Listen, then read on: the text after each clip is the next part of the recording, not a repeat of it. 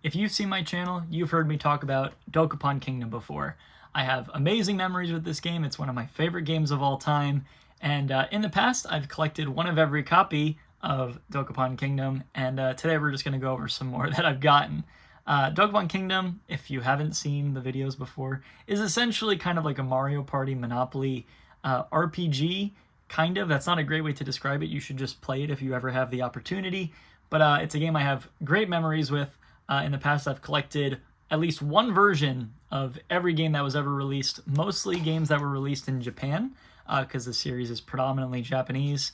And in the past few weeks, I've also talked about how I'm trying to get away from like the way I traditionally did Nihon no Konyo Henshokai, just the series I was doing about all the Japanese games that I got. So just to kind of get away from that, figure just take an opportunity and talk about all the Japanese games that all the Dokapon games that I've gotten, since I'm very fond of the series. So there's only one game in here that's brand new that I didn't have before, maybe because it's newer. But for the most part, it's usually just variants or copies that I've completed. Maybe I didn't have it complete before, but I think I now have a complete copy of every Dokapon game in North America and in Japanese. I'm pretty sure. There might be like a single variant that I'm missing, and this doesn't include like the PAL version. So yeah, I don't know. We'll get right into it. About this episode, every game that's in this is a Japanese exclusive Dokapon game. So not only are they like variants of Dokapon games, but they're variants of Japanese exclusive Dokapon games. So like the variants are Japanese exclusive, which is also pretty interesting. And another thing too that I'll preface now is that all the games I showed today are developed and published by Asmik Ace, which is a company that was very responsible for the early Dokapon Kingdom games. We're going to go through some of the games that they had, but pretty much every game except one in this episode was developed and published by them. And they're known for more than just that. Like I said, they are responsible for early Dokapon games. If you look at like their library, it's very predominantly like Japanese exclusive games. In the like early 90s, Dokapon included, but just some other games that they've worked on. Sid Meier's Civilization, the first game they've worked on. They developed and published LSD Dream Emulator, which is pretty interesting. That's a PS1 game that's like crazy expensive. It's like $700, $800 now. And even some professional wrestling games like WCW or WWE, like those games in Japan, they took care of, I think, some of the publishing, maybe some of the development of those games too. So pretty interesting, but I figure I say that now that every game in this episode, except for one, is developed and published by Asmik Ace. So let's get right into it. First game is Kessen Dokapon Okoku 4 Densetsu no Yushitachi, or loosely translated to Decisive Battle Dokapon Kingdom 4 Legend of Heroes. And here's what's the very interesting part about this game. It is the first game in the series. So, it's got Dokapon Kingdom 4 in the title. However, it's the first game released. It was released in December 1993. But the reason it has a 4 in the title is because you can play with 4 characters. So, somewhere on the board, on the cover, you see 1, 2, 3, 4, 5, and there's a 6 somewhere. 6 in the corner. But the 4 specifically is for the fact that you could play 4-player. So at the time on the Super Famicom, the system that this was released on, Super Famicom and the Super Nintendo that we got here in North America only had 2 controller ports. So it was very difficult to play with 4 people, and games for the most part weren't really made with 4 people in mind. However, every Dokapon Kingdom game from the start is made with 4 people in mind, so you would get like a Super Nintendo or Super Famicom multi-tap, and that would allow you to hook up more controllers and play with more people. And that's a very common trope of the entire series, but very interesting that it's put in the title of the very first game. The first time I bought this, I had a loose copy, so this is a new copy for me because it's complete. I didn't have a complete copy before, but it's really funny because the first time I bought it, I was like, oh, okay, so it's the first game in the series, but it's numbered 4, so I'm like, oh, okay, maybe it was part of another series that like branched out and this is considered the first game. Nope, it's the first game, it's its own game, but the 4 is just to reference the fact that 4 people can play it, which is pretty interesting.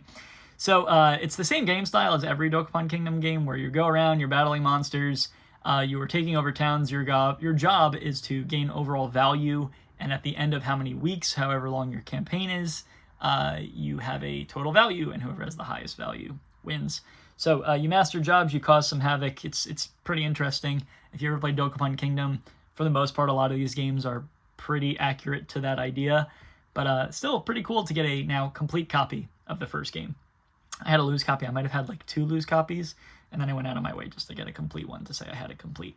I also, I don't know if I mentioned it already, but now I have a complete copy of every game that was released in the Dokapon series, both in North America and Japan. I might be missing like a variant or 2. I don't have any of the PAL games, but I think this is like as complete as I can go. I think I'm missing like 1 variant to a single game. That's still pretty interesting. So that's the first game in the series. Following Dokapon 4, or Dokapon Kingdom 4, Legend of Heroes, is Dokapon 321 Arashi Oyobu Yujo, or Dokapon 321 Fellowship of the Summoners of the Storm. I think the other title, Decisive Battle, Dokapon Kingdom 4 Legend of Heroes, is more like official. This is just a very loose translation of what it is. So it's the second game in the series after Kessen Dokapon. This one was released a year later in December 1994, and it was again developed by Asmik Ace, but it's also kind of funny because that's Dokapon Kingdom 4, this is Dokapon 321, so I wonder if there was some level of like Dokapon 4 321 at play here. I don't know, I didn't find as much info about why it was called 321, but maybe to fill the missing numbers, I guess. This game, very specifically, was remade as Dokapon Kingdom, as I showed before. So this game is the more specific, exact base to Dokapon Kingdom, which would eventually release in Japan on PlayStation 2 in 2007, and it would find its way to North America in 2008 on PS2 and Wii, which is, pretty cool. I've probably said that 100 times on this channel that, Dokapon Kingdom, the version I played, was released in Japan in 2007, but nonetheless, I played a translated version of this. I remember like the first time I discovered like emulators and ROM-hacked translations. I went out of my way to play a translated version of this, and all I can remember is that it was very, very difficult.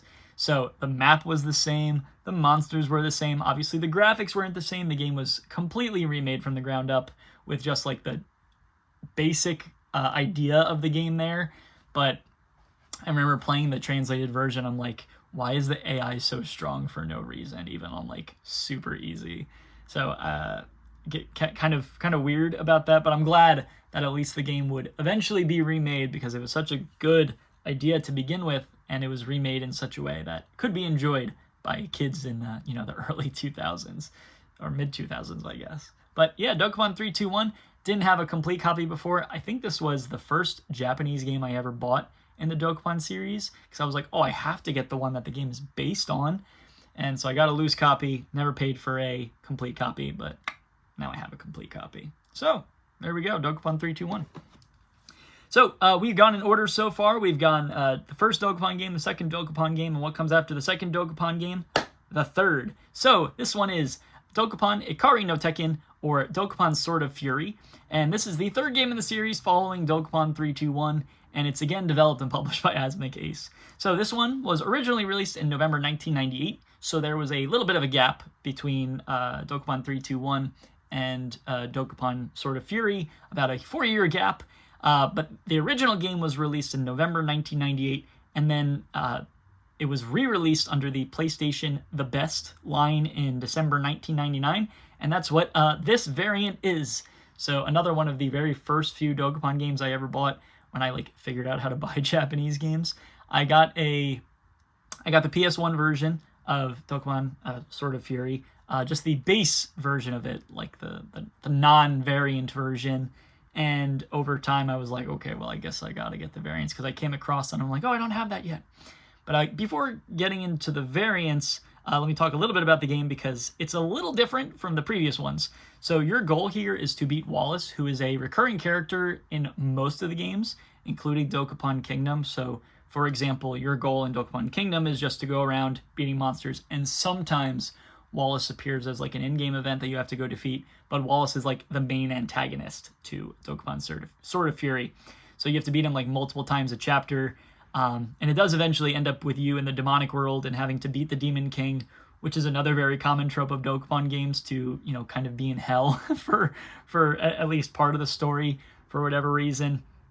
So it's kind of funny that that trope keeps appearing, which is the point of a trope. But, like, I don't know, kind of funny that it had to come up in a different way, I guess. I don't know. So, like I said, I had an original copy of this. This is the PlayStation The Best variant, but it's not even... this isn't even the best variant there is. So this one specifically, when I first bought... Sorry, this is going to sound really complicated. I had a the best variant of Dokapon Sword of Fury. And then at some point, I bought the best variant of Sword of Fury. And that copy came with a blue disc for Dokapon Sword of Fury. However, this one, I don't even know how I noticed it, but of course, naturally on eBay, this one has an orange disc. So there's an original version of this game. There is the best variant that has a blue disc, and this one is the best variant that has an orange disc. So like I said, I don't even know how I noticed the fact that there was different the best variants, because I don't think they were like marketed any different. But yeah, kind of very strange and interesting that I had to get another disc variant, which isn't even the first time, not even the last time it happened in the Dokapon series, because Dokapon Kingdom on Wii in North America has a colored disc with just like characters with filled in colors, and then there's another one where it's just like plain like blue and silver characters, like uncolored ones.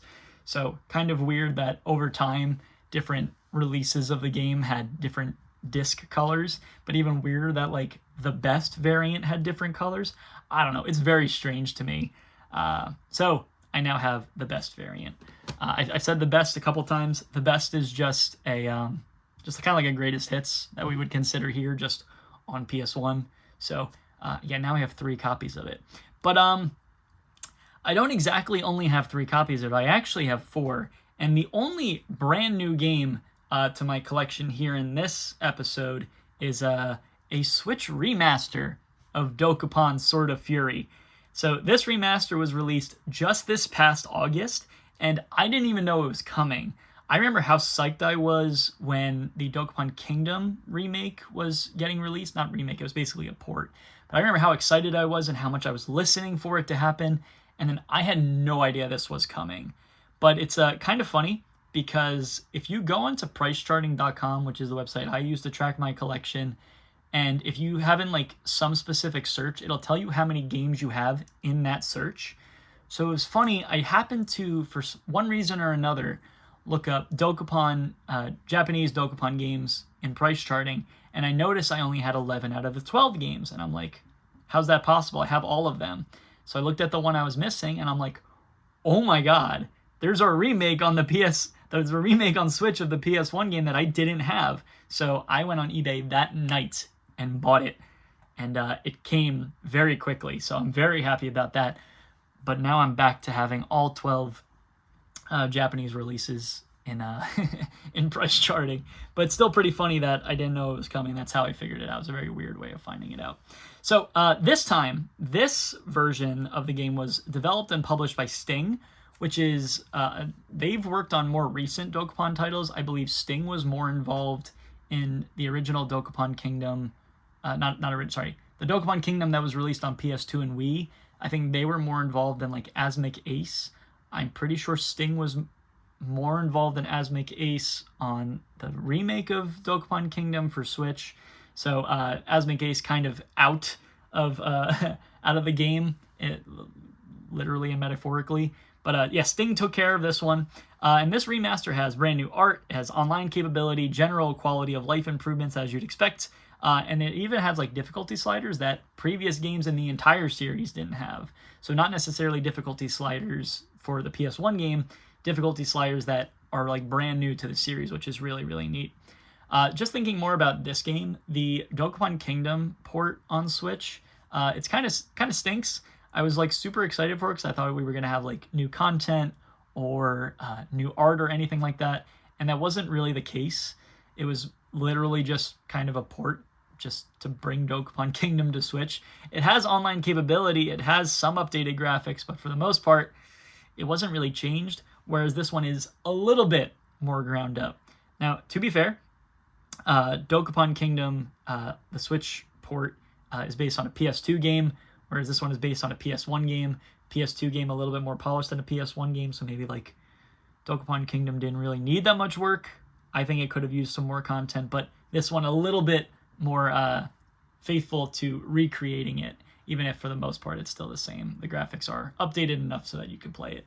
So at least if I don't want to hook up a Japanese PS1, I can instead just put it in my Switch, and hopefully I can play it in English. Which actually, now that I'm thinking about it, maybe I should do that. So that's the only brand new game in this episode, because it is both brand new and brand new to my collection, because it's not just a variant. But we're going back to things that I had in one way or another before, and just, got other weird Dokapon things. So next up is the only spin-off game in this episode. It is the second spin-off in the Dokapon series after a Super Famicom spin-off in 1995. So there was 2 mainline Dokapon games. There was a spin-off on Super Famicom, and then we waited 3 more years after that to get the PS1 release. So this one, the second one, is Dokapon Millennium Quest, released on the Game Boy Color in July 2000. And, just going back for the last few games in this episode, all developed and published by Asmik Ace. So there isn't really much I can say about this. There's really isn't much to find about it on the interwebs, at least in my very surface level searching for the game. But all I can say is that it looks more like a typical RPG than other games in the Dokapon series, more like your Dragon Quest type of RPG, whereas all the other games had this sort of like board game aesthetic to it and gameplay. So that's a little different for that reason. I didn't have a complete in-box copy before. Now I do. So there isn't really much I'm going to say about this, but it is cool to get a complete in-box copy of Millennium Quest. I don't think I ever showed it, and it's not quite in a spot that it's easy for me to pull off, but at some point also in the past I got like a bootleg version of Millennium Quest, which is kind of funny that I was even able to find it. The game doesn't even work. I think in the pictures on eBay it worked, but like it doesn't work. But it also has like Game Boy, but it says like GAEM instead of GAME, and instead of boy it's BYO. Kind of funny. I'm not going to show that because, try not to show bootlegs on here. I want to stick to the cool stuff, but yeah, I don't know, just another weird thing that I got Dokapon related. I probably should have had it out for this episode. Whatever. Okay, so after the PS1 Dokapon, after Dokapon Sword of Fury, came 2 games on PS2 before Dokapon Kingdom. So the first one is Dokapon DX Wataru Sekai wa Onidarake, or Dokapon DX Wander Around the World. So this was originally released on GameCube in 2003. That copy is sitting somewhere behind me. But then it was released on PS2 in July 2004, so a little over a year later. And then this variant specifically was released in July 2005, so a year after the PS2 version, 2 years after the GameCube version was released. And this is part of the Asmik Tokudani series, which was a really interesting thing for me to look up to begin with. So, like I said, this is a variant. I had the PS2 version before, the non-variant version, and now I have the variant. That's the new part to my collection. But Asmik Tokudani, as you would expect, is a Asmik Ace line of re-releases. And I know, because of the price in the corner, that they were just like cheaper re-releases of the games. So we saw this very commonly back then with like greatest hits releases, or just Nintendo Selects, for example. But as a re-release to be a little bit cheaper. And the thing that was really interesting about Asmik Tokudani is that I couldn't find any info about it, and I had to kind of do my own searching to like put pieces together. So I mentioned earlier that I looked at like the GameFAQs list of games that Asmik Ace developed or published, and that's how I found out that a lot of like the early games were all like Japanese exclusive. But the interesting part with Asmik Tokudani is that part is only for PS2 games. So only Asmik Ace PS2 games could have the chance at having this Asmik Tokudani re-release format. But the weird part is that there are only 8 PS2 games that Asmik Ace worked on. So at most, there's only 8 Asmik Tokudani only 8 Asmik Tokudani re-releases. So it's not like they could be like this humongous line of like 100 games because they put out so many games. It's like the maximum is only 8. And when I Googled just the title, I don't want to keep saying it. When I Googled the title, I could only find 4 of them. 2 of them are in this video, and the other 2 were just random games that I've never seen before. So it's potential that there are only 4 games that got this special re-release. It's potential that all 8 games got this special re-release. But kind of a weird part of a re-release history that, at least now on Switch, doesn't like happen at all anymore. I'm not even sure that PS5 really gets greatest hits. I mean, PS5 is still kind of recent, and game releases now aren't quite what they used to be, but still very interesting that the game itself is obscure enough, and then the type of re-release it was is also fairly obscure. So kind of weird, kind of funny, but it is very cool to add this to my collection as a weird variant. I believe the only other variant I'm missing of any game at all is the GameCube version of this, but it's not on eBay. I can't find it, so maybe I'll come across it at some point, and then my variant collection will be actually complete. But even then, I didn't know there was an orange re-release of Dokapon Sword of Fury, so I don't know. This could just go on forever. But back to about this game specifically. This game is basically Dokapon Kingdom. It has some basic gameplay changes to make it different from Dokapon Kingdom. Of course, at this time when this was released, Dokapon Kingdom on PS2 hadn't yet been released, so this could definitely have been like the primer to how Dokapon Kingdom would eventually be made. So this might have been like the Dokapon Kingdom walking, so it could eventually run and be a fantastic game. So that's pretty cool. It's also kind of weird because the Dokapon Wiki calls this an action game, even though it has all like the same features as like Dokapon Kingdom, which makes it like a board game RPG. So still kind of funny, still kind of weird. But yeah, Dokapon DX. So we have gone through the first 4 games of the Dokapon series: Kessen Dokapon, Dokapon 321, Dokapon Sword of Fury, Dokapon DX, and naturally, we're going to round out the episode with the 5th game in the Dokapon series, which would be Dokapon The World. And if you remember the cover, this is just another Asmik Tokudani release that I didn't previously have. So, the original game was released on PS2 in 2004. This one didn't get a GameCube release like Dokapon DX did, so it was only on PS2. It was released on 2004, and it's kind of interesting because this re-release took 2 years to come out, so the timeline of when these games got re-releases is kind of weird. DX was released in... The re-release was done in 2005. This one was done in 2006, so kind of weird timing with like when they chose to do re-releases, but who am I to judge? I don't know. And this game, there isn't a whole lot I can say. It's still pretty much a Dokapon game, but it's the only game in this series to be placed in the real world. So all of these games placed in like, fantasy lands. I was mentioning like the Demon World before, and that's pretty true for all the games except Dokapon The World, where it is set in the real world. It has other game style changes that are a little bit too complicated for me to go over. A little too complicated for me to spend a whole lot of time looking at for the purpose of like a really short video, but still pretty cool. Even if it wasn't like a big deviation from the formula, it's still like pretty neat. And it's kind of cool that they tried to go for something that didn't look like entirely like an anime game. I don't know, that's just me. So like I said, didn't have the Asmik Tokudani variant, but for the most part it is still a Dokapon game.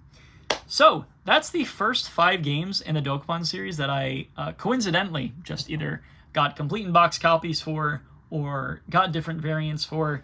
And as we march a little bit closer to having a complete set of Dokapon games, I guess at some point in the future maybe I'm going for the PAL games, but one problem at a time, one collecting problem at a time.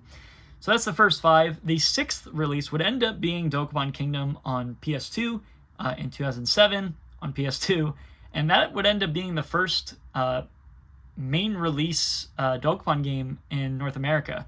So the 6th entry in the Dokapon series would be the first here in North America, but it's not the first Dokapon game period. It's the first main series Dokapon game, but there was also one more spin-off game on Game Boy Advance in 2001, Dokapon Monster Hunter.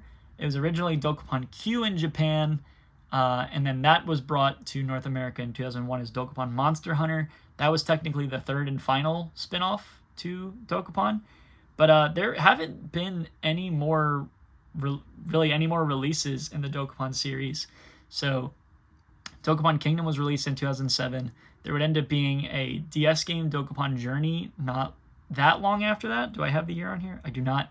And then the only other brand new Dokapon game was a crossover with Utawari Rumono on Switch. I don't remember what year that was, but Switch has only been around since 2017. But it's basically a Dokapon game just set in the Utawari Rumono universe. And that's the last brand new last brand new Dokapon game we got. So DS was, late 2000s, and then we didn't get anything new until late 2010s, early 2020s at the earliest. And then we got the remake for Dokapon Kingdom. We got this Sword of Fury remaster or remake, whatever you want to call it.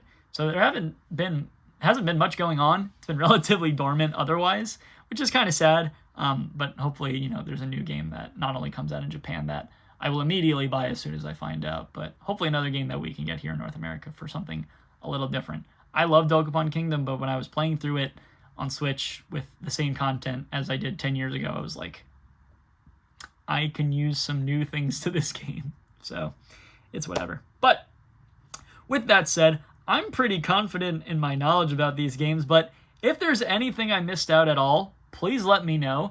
I hope I taught you something, but sometimes stuff slips through the cracks. So if there's something I got wrong about these games or something I missed about these games, please let me know. I would love to continue learning about these games as much as I have hopefully taught you something.